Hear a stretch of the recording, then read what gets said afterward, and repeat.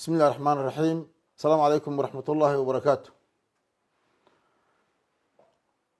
waxaan halkan rabnaa inaan kusoo gudbino xaaladda galmudug gaar ahaan degmada Gurceel ay ku sugneed berihii u dambeeyey. marka hore waxaan shacab weynaha reer galmudug uga tacsiyeenaynaa dhibaatadii ka dhacday degmada Gurceel. waxaan si gaara ugu tacsiyeenaynaa shacabka degmada Gurceel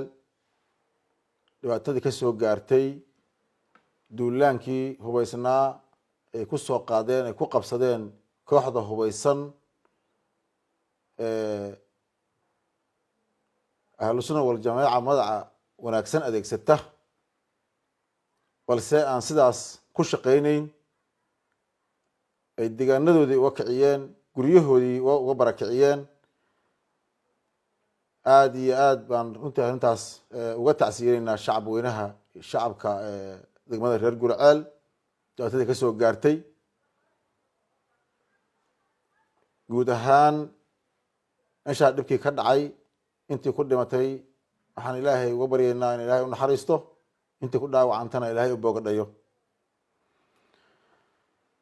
runtii aada iyo aad annagoo arrintaas uga xun uga tiiraanyeysan shacabkeenii degmada Gurceel duulaanka abaabulan loogu soo qaaday guryahoodii looga dhigtay dhufeysyada iyo xeryaha ciidamada looga barakiciyey. waxaan rabnaa inaan halkan uga dhawaaqno kasoo saarno guddi ka kooban xubno golaha wasiirada iyo maamulka degmada Gurceel oo aan u xil saarnay inay wixii gargaar iyo caawino ah ee galmudug ay awoodo la gaaraan dadkaas jilicsan, waayeelka, haweenka, caruurta ku dhibaataysan geedaha hoostooda xilli adag oo ay jirto runtii xaalad ay deegaanka ka jirtay. markii horeba deegaanku iska ahaa deegaan abaar xilli jidaala ku jira walow dee roobabna haddana ay hadda ku da-een oo roobabkiina ay saameeyeen dadkii. guddigaasaan xil saarnay. waxaan ugu baaqaynaa dadka reer galmudug dal iyo dibad meel ay joogaanba inay caawiyaan walaalahooda dhibaatadu ka soo gaartay kooxdaasi dhibaatada ay geysatay oo u soo gurmadaan. sidoo kale waxaan dowladda federaalka iyo hay-adaha gargaarkaba ugu baaqaynaa inay gacan ka geystaan xaaladda bani aadamnimo ee ka jirta degmada Gurceel. intaas kadib waxaan rabnaa goobaha caafimaadka iyo isbitaalada inaan iyagana farno dhammaan mas-uuliyiinta iyo howlwadeenada in si dhaawacyada loo wada adeego service simanna loo sameeyo iyadoon dhanna loo eegeyn. maxaa yeelay dadka waa dadkeenii, kuwa la qalday ee loo sheegtay ama loogu gabanayo magaca diinta islaamka loogu been abuuranayo iyadoo dana gaara la leeyahay, iyadoo la doonayo damac shaksi ah ama damac aan ka turjumayn diin iyo dan iyo dowladnimo toona in dadkiina lagu qaldo oo la yidhaahdo waxaan nahay ahlu sunna wal jamaaca. ummadda soomaaliyeed ayaa ahlu sunna wal jamaaca ah. koox si gaara inta u adeegsata ku samaysanaysa ama ku gabaadsanaysa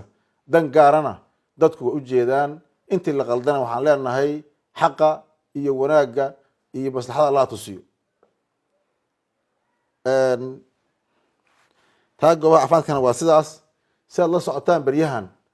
waxaa jira dad uga hadlaya ama marin habaabinaya shacabka reer galmudug iyo shacabka soomaaliyeedba iyagoo ka leh u gudbinaya fariimo ay ka leeyihiin dana qalloocan oo aada iyo aada u jaban. mowqifka dowladda galmudug horena waa u caddaa, haddana waa cadya. waxaad la socotaan 22 beri inay fadhiyeen kooxdaas hubaysan ee duulaanka ah soo qaaday degmada Gurceel inay qabsadeen. waxaan intaa u gudbinaynay ka codsanaynay jiha kasta u marinaynay inay ka baxaan degmada Gurceel dadkana u daayaan nabadooda xasiloonidooda iyo dowladnimadooda wixii ay qabaan oo tabashaana ay si nabada ku sheegtaan oo joojiyaan qoriga iyo xoogga taas bedelkeedii waxay qaateen inay dhufaysyo iyo xeryo ciidan ka dhigtaan degmada Gurceel ayna qorsheeyaan inay qabsadaan deegaano cusub oo hadda xasiloon dowladda Galmudug waxay ku qasbanaatay markaysan wax aysan istaajinayn dhibaatadooda inay isdifaacdo taasna dowladda Galmudug shacabkeeda iyo dadkeeda ay ku matashaa maxaa yeelay waxay duulaan ku yihiin dowladnimadooda nabadooda cadaaladooda iyo sharcigooda iyo wajirkooda waxaan caddaynaynaa oon ku celinaynaa mowqifka Galmudug wuxuu yahay qof kasta muwaadin kasta oo reer Galmudug oo tabasho qaba inay dhagaysato la fariisato laga qanciyo wax kasta uu xaq u leeyahay ama uu tabasho u leeyahay uu tabanayo waxaynan dowladda Galmudug marna aqbalay shacabkeeda iyo dadkeedana ku hogaamisaa xoog hub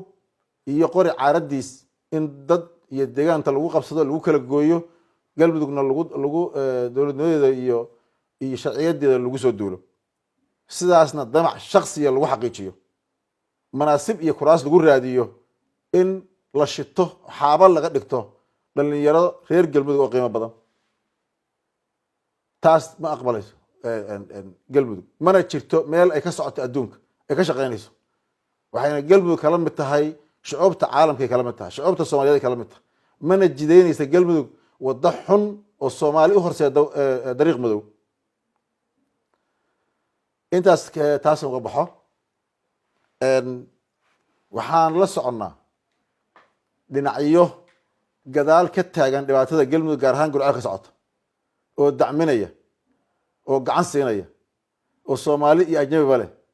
aad baan uga xunna in maanta 2021 aan aragno si raqiis kaas dad u fakaraya oo dhibaato uga shaqeynaya deegaan iyo dad walaalahooda iyo dowlad goboleed walaalahooda waxaana inta u dhaafamayno cadeymaheedii haynaa mar kale aan ka hadlaynaa waa soo bandhigaynaa si cad insha Allah ugu dambeyn bulshada reer Galmudug dhammaanteen waxaa noo taalla inaan gacmaha isqabsanno howlo waaweyn oo hor yaallan aan gudano oo ay kow ka tahay la dagaalanka argagixisada oo ay laba tahay in ay dalka ka dhacdo doorashooyinkii heer federaal